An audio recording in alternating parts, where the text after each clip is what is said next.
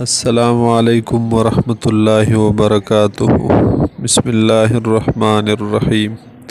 پہلے بتایا گیا کہ ظاہراً موسمیں کیسی بدلتی رہتی ہیں، اب بھی وہی مسئلہ پر گفتگو کریں گے، لیکن اب اس کی اصل وجہ کی وضاحت ہوگی انشاءاللہ۔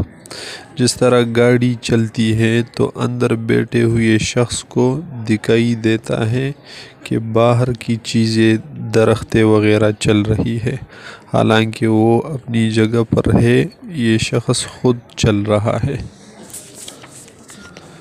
تو اب انشاءاللہ حقیقت حال بیان کریں گے۔ ہم میں سے اکثر لوگ سمجھتے ہیں کہ زمین کا مدار چونکہ بیضوی ہے، تو جب زمین سورج کے قریب حرکت کرتی رہتی ہے تو زمین پر گرمی ہوتی ہے، اور جب دور چلی جاتی ہے تو زمین پر سردی ہوتی ہے۔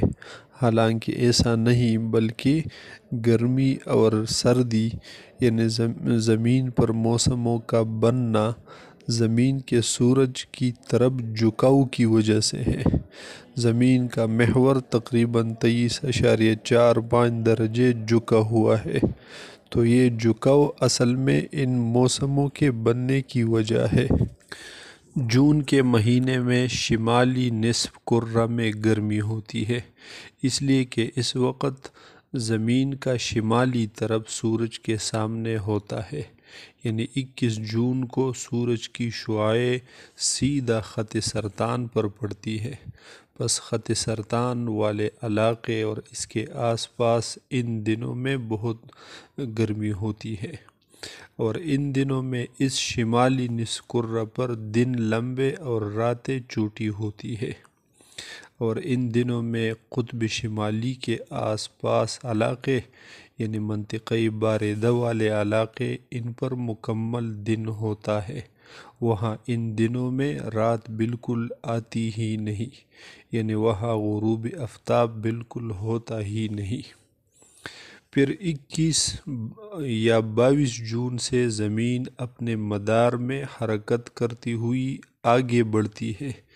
جتنا آگے بڑھتی ہے اتنا اس کا جھکاؤ کم ہوتا جاتا ہے، یہاں تک کہ 3 مہینے بعد یعنی 21 یا 22 ستمبر کو جہاں پہنچتی ہے تو اس کا خط استوا سورج کے بالکل سیدھ میں ہوتا ہے۔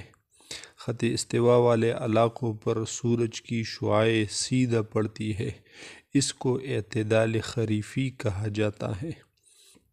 اس کے بعد بھی زمین رکتی نہیں بلکہ آگے بڑھتی رہتی ہے جنوب کی طرف، اور اپنے مدار میں چلتے چلتے 21 یا 22 دسمبر کو اس کی پوزیشن پھر اسی طرح ہوتی ہے کہ سورج کی شعاعیں اس کے خط جدی پر سیدھا پڑتی ہے، یعنی بالکل اب وہ جنوبی جانب جھکا ہوا ہوتا ہے، یعنی اب دوسری طرف 23.5 درجے جھک گئی زمین۔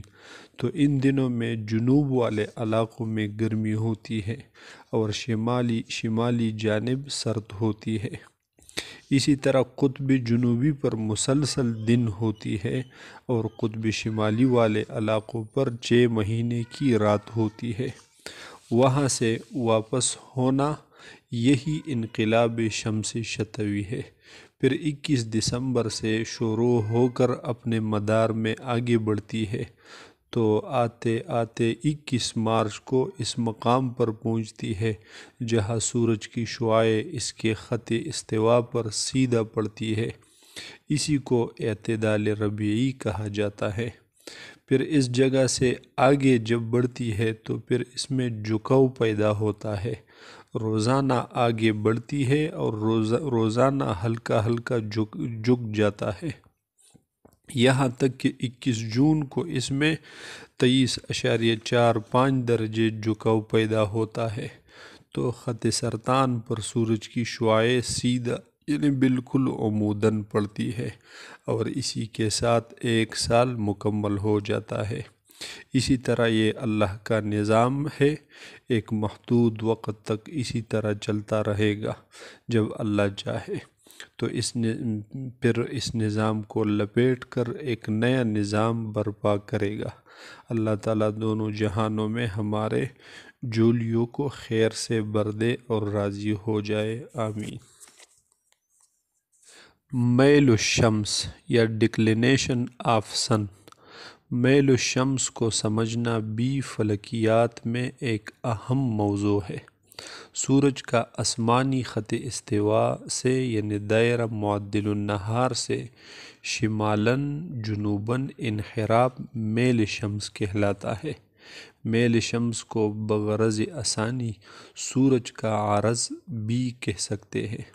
سورج کا میل جتنا ہوتا ہے تو سورج کی شعاع زمین کی اسی عرض البلد پر سیدھا پڑتی ہے۔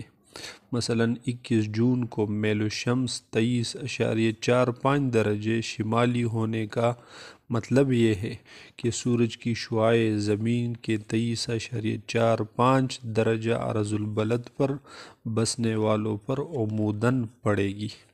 اس میں ضروری بات یہ یاد رکھنی چاہیے کہ عموداً شعاع پڑنے کا وقت نصف النہار ہوگا۔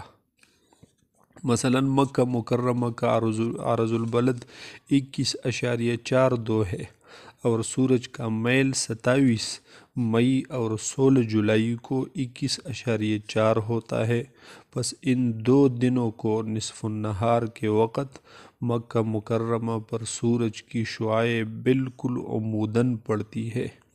میل الشمس آج کل موبائل اور کمپیوٹر سے بآسانی معلوم ہو سکتا ہے اور اس کو نکالا گیا بھی ہے، جس کی مختلف چارٹ بنے گئے ہیں۔ تفہیم الفلکیات یا فہم الفلکیات یا اور اسی طرح دوسرے فلکیات کے کتابوں میں اس کی فہرستیں موجود ہے، جس میں بتایا گیا ہے کہ کس تاریخ کو سورج کا میل کیا ہوگا۔ مثلاً آج 21 جنوری ہے تو آج میل الشمس -19.86 ہے۔ جب سورج شمالی جانب ہو تو میل شمس مثبت ہوتا ہے اور جب جنوبی جانب ہو تو پھر میل الشمس منفی ہوتا ہے۔ بالفاظ دیگر اگر سورج کی طرف زمین کی شمالی طرف سامنے ہو یعنی شمالی جانب جھکا ہوا ہو تو میل شمس مثبت ہوگا، اور جب سورج جنوبی جانب ہو یعنی زمین کا جنوبی طرف سورج کے سامنے ہو تو زمین کی جنوبی جانب جھکی ہوئی ہو تو پھر میل الشمس منفی لیا جائے گا۔ میل الشمس روزانہ بدلتا رہتا ہے۔ اس کی چارٹ سامنے ہے، جس دن کا بھی نکالنا ہو تو اس چارٹ میں دیکھ سکتے ہیں۔ جب ہم اوقات صلاۃ نکالیں گے تو اس میں روزانہ کی بنیاد پر میل الشمس وہ ڈال دیں گے، اس لیے کہ یہ روزانہ کے اعتبار سے بدلتا رہتا ہے۔ علاقے کی وجہ سے اس میں تبدیلی نہیں آتی۔ آپ یہاں ہو یا کسی دوسرے ملک اور علاقے میں ہو تو میل شمس یہاں جتنا ہے تو دنیا کے دوسرے حصے پر بھی اتنا ہی ہوگا، لیکن دن کی وجہ سے اس میں فرق پڑتا ہے۔